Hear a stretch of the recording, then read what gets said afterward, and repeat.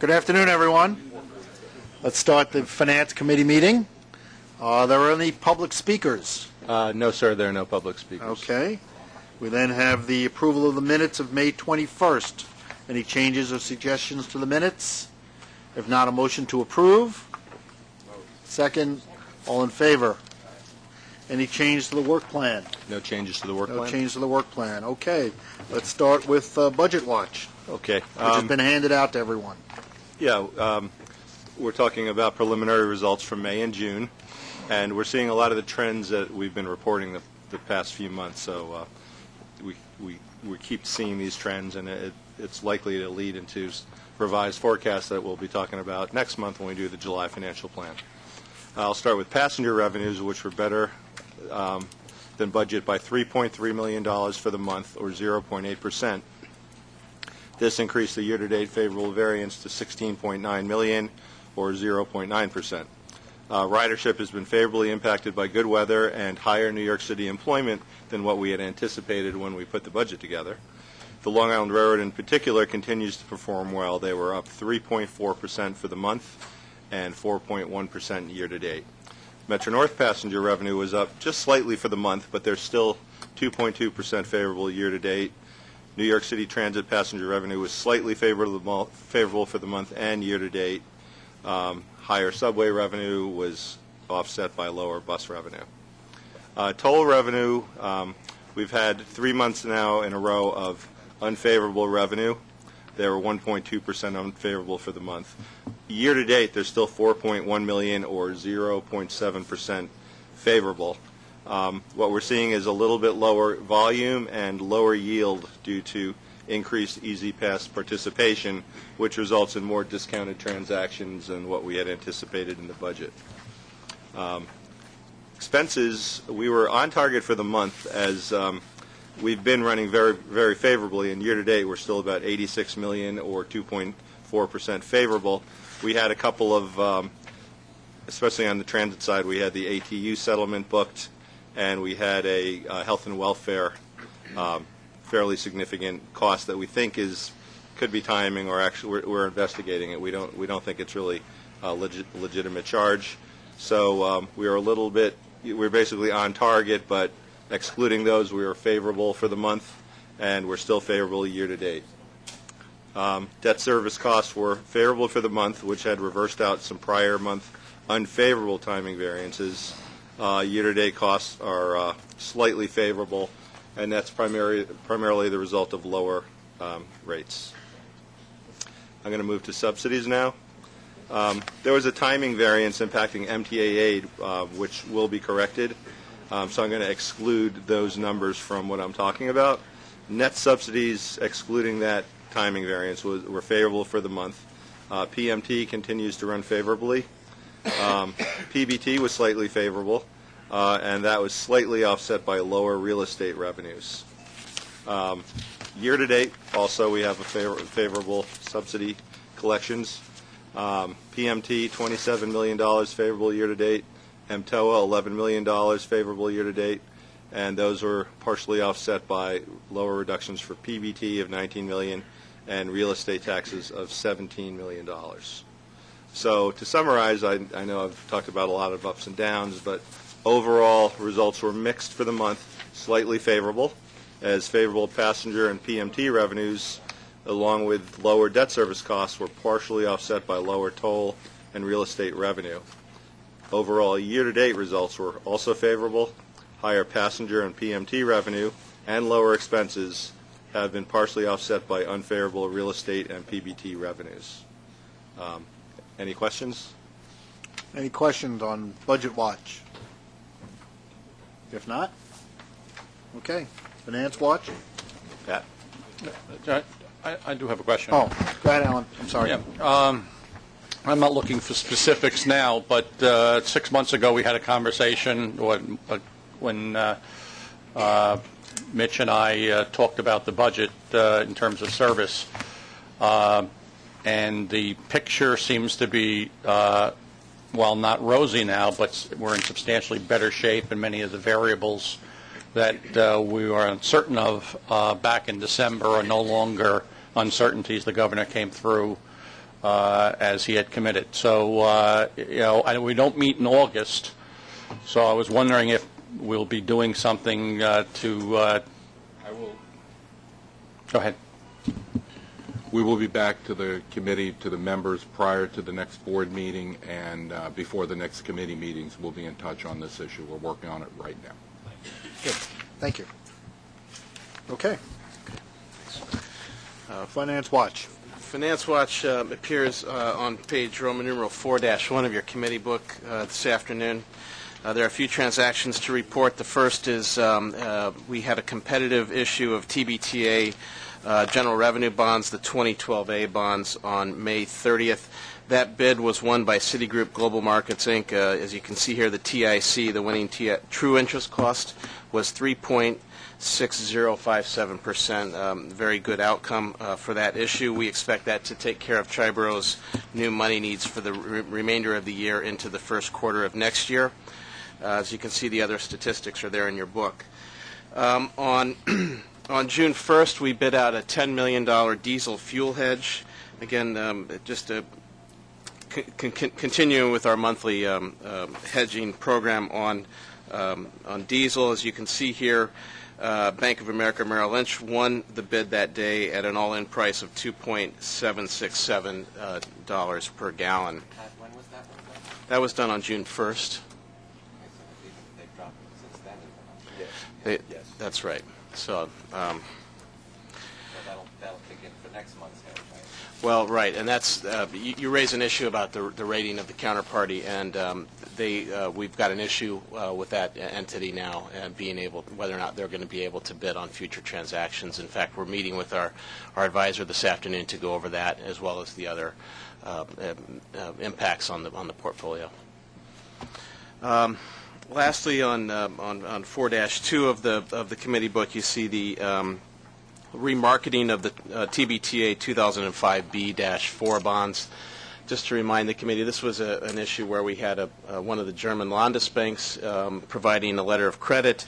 They did not want to renew when that facility expired on July 6th.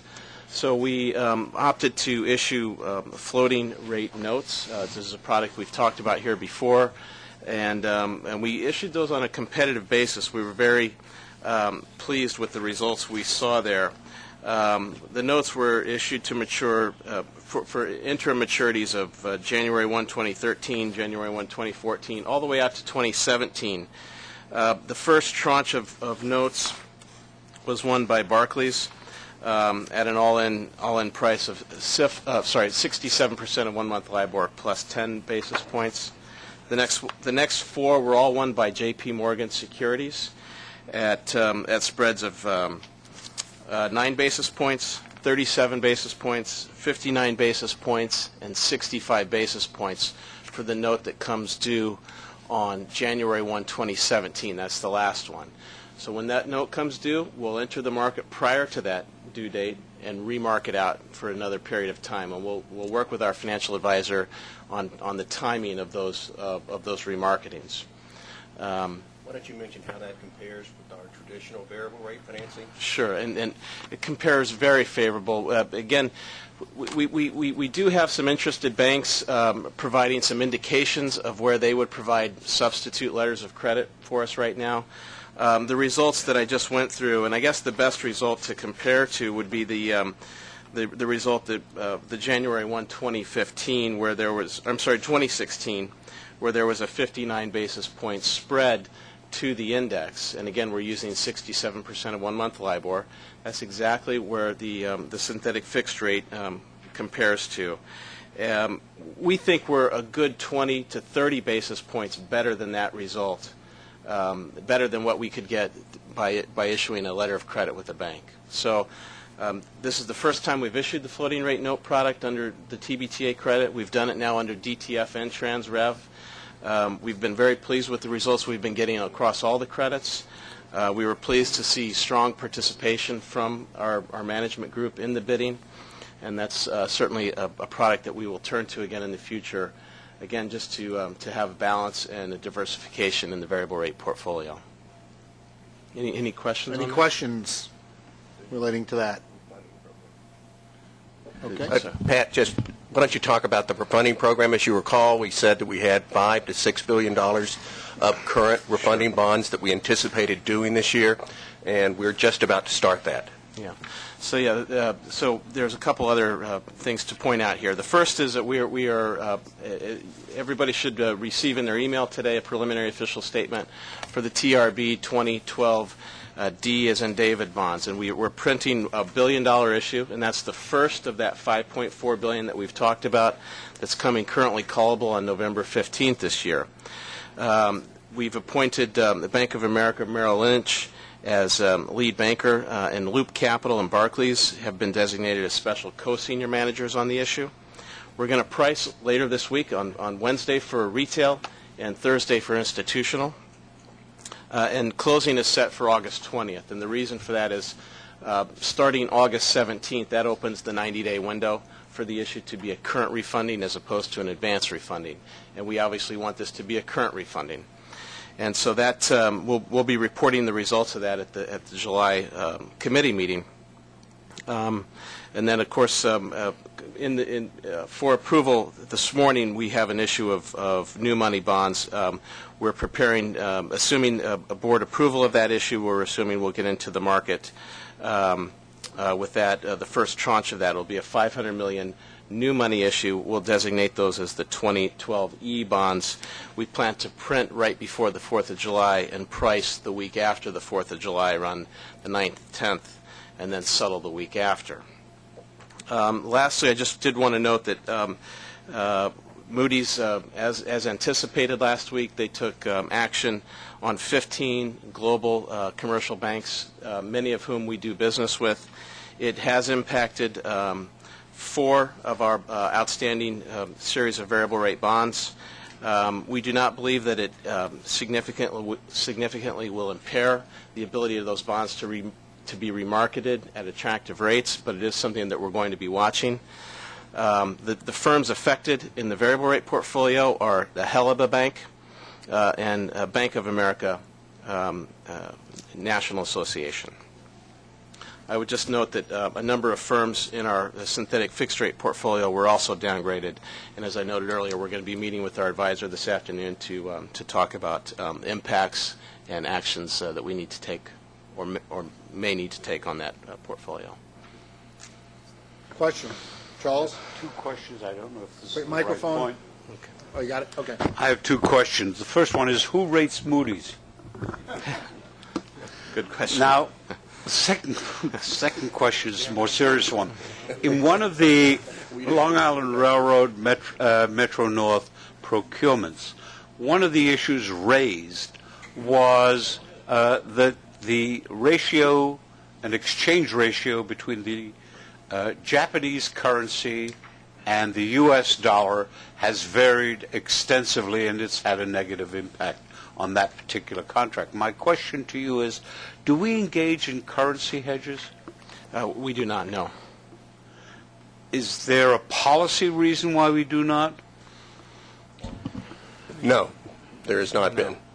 So There's been no It's not that I'm advocating it. I'm just trying to find out whether we avail ourselves of that, if it's recommended or what. It's just never been a yeah, business we will reason. look at it. I don't care whether you do it or not. Just Yeah. wanted to find out whether you do. No. Pat, anything else? I think that concludes Finance Watch. Well, Unless there's any other questions. one last thing. The RIF loan, let me just give you a quick update on what we're seeing now. The FRA has gone and selected an independent financial advisor. It's Scully Capital Advisors.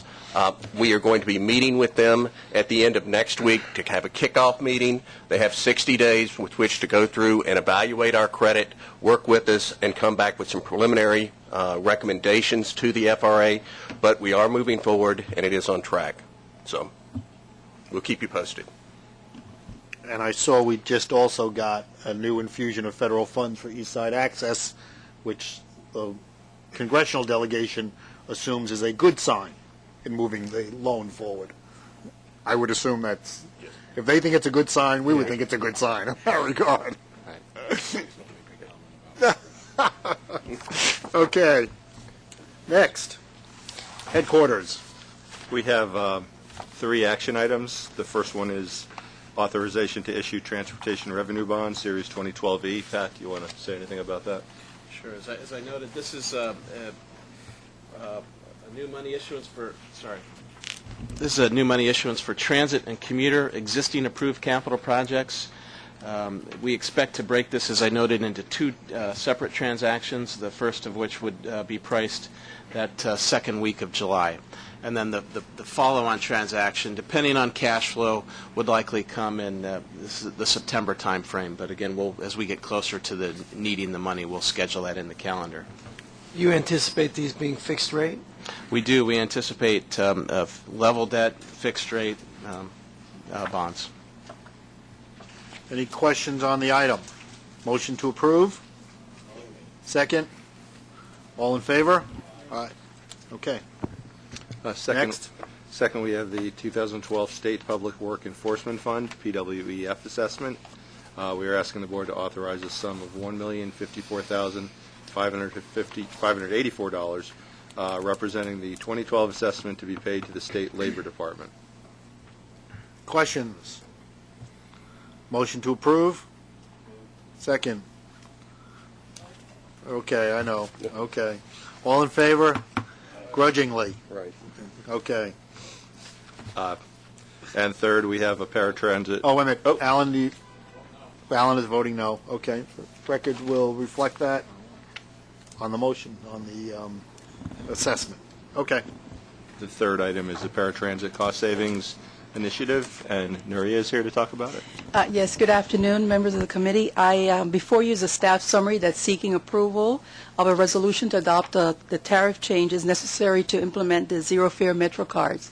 By way of background, back in April, the board authorized a public hearing on the proposed tariff changes, and we held the hearing on June 12, and all board members have received copies of the transcripts and of the written comments. At the hearing, a number of people indicated support for the adoption of the Zero Fare program. We also heard some concerns regarding the continued availability of the access or ride services. Now, we all want to keep in mind that this program was intended to incentivize the use of fixed route service for some of the travel that the eligible paratransit medically able individuals could take. But all paratransit eligible customers will continue to have access to the paratransit services upon demand. As you may recall, we have estimated through our audit services that the projected reduction of paratransit use will be about 15%, and that could generate savings in excess of $90 million by 2015 and beyond. Any questions with regard to the item? Jeff? So this is an issue we've spoken about paratransit a number of times at length. I think this is a great idea. It's something worth doing. We've been trying to do a lot of different creative ideas with yellow taxis and others. So I just wanted to add my support for this. I think it's a great program. I would like to ask that a small portion, if necessary, hopefully it's not necessary, we can do this within our current budget. There's a program that we currently run, or Tom runs now, which helps people utilize our services, not necessarily, so they don't feel that they need to take paratransit. It allows them to navigate the fixed subway system or the buses. The more that we can promote that, because I do believe from folks that I've heard, they would love to take advantage of the fixed system. No one wants to be bound by the paratransit system if they don't have to. Sometimes they have good days, some days they have bad days. This flexibility gives them the ability to do that. But I would like us to either do a better job promoting or marketing, or maybe include some information when you apply for this free Metro card.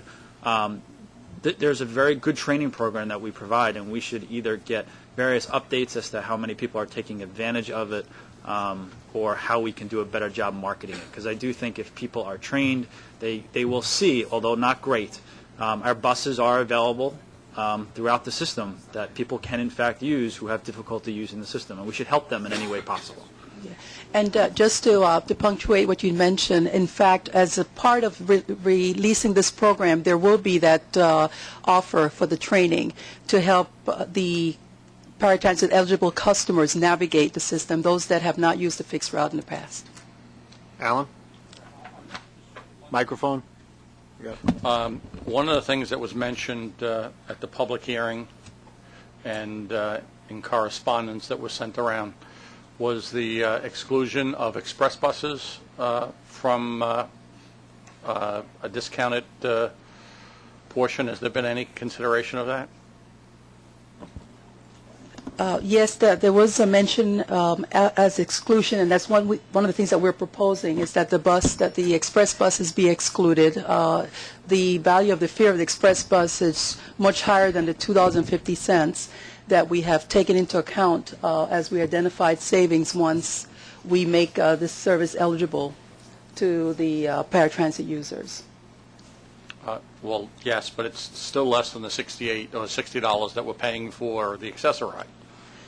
And if the idea is to bring the cost down, perhaps we would at least take a look at how much of that would be available and what the financial impact would be, because there are parts of the region that the express bus is really the only viable option for people to use if they're not using accessoride. We'll look at it. Thank you. Okay. Any other questions? Motion to approve? Second? All in favor? Aye. Okay. Any procurements? We have 2 procurements for headquarters for a grand total of $9,513,195. Any questions on either of these? Charles? On the Marsh consulting agreement, why are you going out 5 years for that kind of a program? Lorraine, do you want to? Lorraine?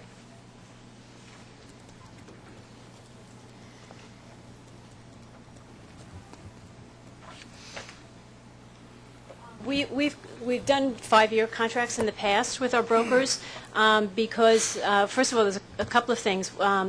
A couple of our policies are multi-year policies, so it helps us plan a little bit better. And then I think that it's just been good timing to do it for over a 5-year period. But it seems to me to be, just because we've done it in the past with respect, doesn't mean it's a good thing to do. 5 years is a very long policy for a broker. During that period of time, many things change, and if you've got that broker on a 5-year agreement, you have a real problem. In the private sector, I have not heard of a single instance where you have a 5-year for Marsh or anyone else. Well, we do have the option of terminating the contract if we find that things have not been working. But that option is on the basis of you're finding that it's unsatisfactory. My suggestion to you and my question to you is, why are you doing 5 years? Why don't you do 2 with an option to extend? Affirmatively put yourself in a position where you have to review the contract every couple of years to see if you're getting benefit for it. This is an awfully long agreement. Bob? Yeah, Chuck, we're reviewing this at all times. Lorraine does this every year and reviews it. The longer contract can help us get more favorable terms today. If we see things are changing and market conditions justify, she can cancel this. So to me... Can she cancel it without cause? Yes. So, absolutely. 30 days. 30 days notice. Okay. Any other questions on either of these 2 items? Motion to approve? Second? All in favor? Aye. Opposed? Okay. Metro North, Long Island Railroad. Yeah, there's 1 non-competitive procurement for Metro North for $108,000. 1 competitive procurement for Long Island Railroad for $11,211,289, a grand total from that committee of $11,319,289. Motion second. Any questions on either of these 2 items? All in favor? Aye. Opposed? Motion carries. MTA Bus. Yeah, there's 1 non-competitive procurement with New York City Transit for an estimated grand total of $63,789,773. Questions on this item? Second. All in favor? Aye. Opposed? Motion carries. Bridges and Tunnels. There's 1 competitive procurement and 2 modifications for a grand total of $53,090,194. Questions on either of these items? If not, motion to approve. Second. All in favor? Aye. Opposed? Motion's carried. New York City Transit? There's one competitive procurement and one modification for a grand total of $28,425,415. Questions on this item? Not, motion to approve. Second. All in favor? Opposed? Motion carries. And there are no items for FinTech. Real estate? Thanks, Mitch. We have a somewhat longer docket than usual today, 16 action items. Of those, 6 are a provision for use of our right-of-way, including 5 what we call pole, pipe, and wire arrangements. These are, in all cases, continuations of existing arrangements. It's fair to say that in each case the pricing is a function of the hire of the old deal as increased by inflation and new market assessments that we've had done by independent consultants. There are 4 New York City Transit retail items, in each case awarded to the high bidder after robust competition under RFPs. There is our second round of Long Island Railroad taxi licenses. Again, the good news here is that through this process of competition, we've increased our overall income from these taxi licenses by some 220%, notwithstanding that 7 of the 11 slots that are being awarded this month have gone to incumbents.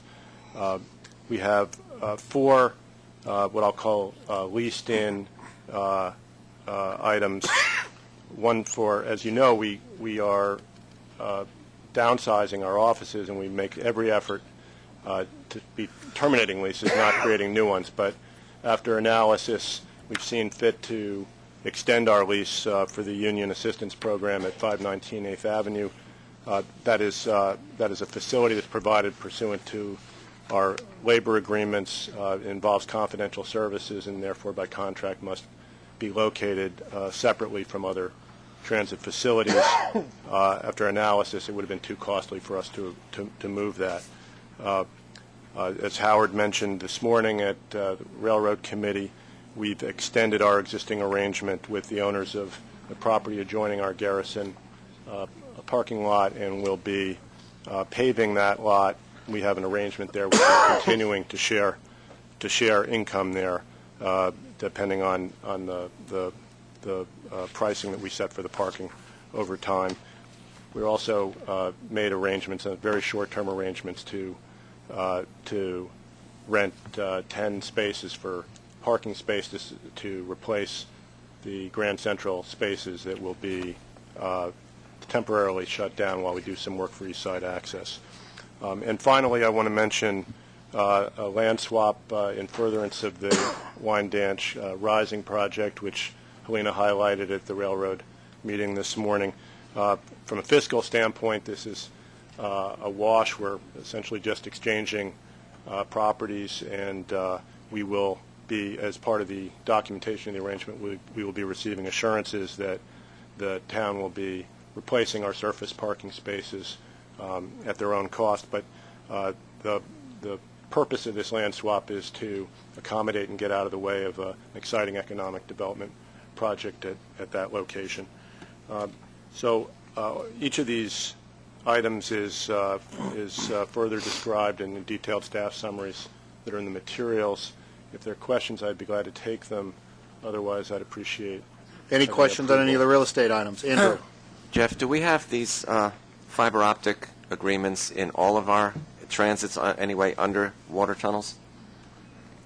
Some of our tunnels have more room for them than others. We do have very limited space there, and we look at them carefully. These are, as I say, all existing arrangements.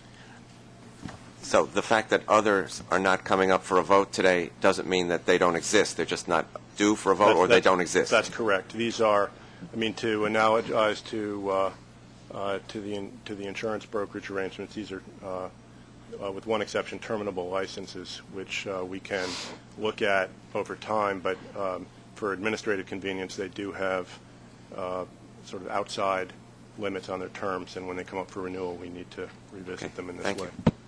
Mark? In Wyandotte, what is a brownfield opportunity area spotlight community? Sounds like something from Texas.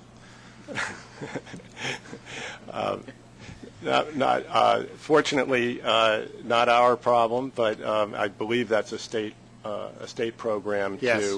to subsidize sites that involve a cleanup. Charles, do you have a question? Yeah. This may or may not be premature. You have a section in here, and we heard about this morning, on retail development of Penn Station. Exactly right. I'm about to introduce our star witness, Nancy Marshall. Why don't we finish this? Why don't we finish these Okay. first, and then we'll get to that. And I wanted to. Any other questions on any of these real estate items? I wanted. Go ahead, Andrew. Go ahead. Just that I guess you'll want to bring this up to date with the real names of stations now, so that in the Sure. case of the Cranberry Street thing, it should say to J Street Metrotech instead of J Street Borough Hall. Fair enough. Okay. Thank you. Andrew's George? always on top of it. Thank you. And I just wanted to express my total support for the Wyandanch transfer of land. That is a very, very important transfer to make the entire development project around the Wyandanch station happen, and the railroad has been a major partner in that with the town and the county. The county is building a brand-new sewer line to make this happen, so this is our portion of it, and one that's been very, very important to the residents of Wyandanch and Suffolk County. Motion to approve the real estate items? Second. All in favor? Opposed? So Motion carries. Thank you, Mitch. I would like to ask Nancy to to stay exactly where she is to give the Grand Central report. This is an annual report, and annually of late good news. Hi. I know some of you heard this morning, but I would say that 2011 was a great year at the terminal. We maintained 100% occupancy, as we have for over the last 6 or 7 years, which is wonderful. We also are taking an opportunity to increase our retail square footage with 2 new locations in the terminal that have not yet been leased out long-term. One of those is in Vanderbilt Hall as a cafe, with some space west of Vanderbilt Hall, the west side of Vanderbilt Hall, and west of it, where we can see a new restaurant come, which has the potential of being as large as about 12,000 square feet with the increase of a footprint on the shuttle passage. So that's an RFP that's actually hit the street Friday. Another opportunity that we're looking at is above the market, where we always did plan to have a restaurant above the market with an entrance straight off Lexington Avenue with its own elevator and stair up to the balcony level of the market. So we're going to be marketing that as well. That's a 4,700 square foot opportunity for a restaurant. We've seen some great increase in sales, or very nice increase in sales since Apple opened in December. It's not a full year, obviously, but we do see some nice increases for those tenants open a year ago. We've been able to compare how they did a year prior. I'm not going to run through the whole report, but it's interesting to note that our mid-year July plan, our net is exceeding $20 million. So we've actually that's a very nice milestone, I think, for us. If you have any questions, I'd be happy to answer. But Any questions on the chance to report? read it.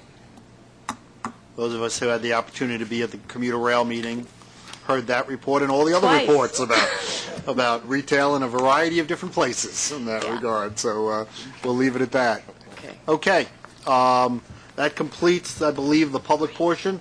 We have need to go into executive session relating to collective bargaining under the state law. So I would ask for a motion to go into executive session. Second, all in favor? We will not do anything out when we come back, just go into public session and adjourn the meeting. Thank you.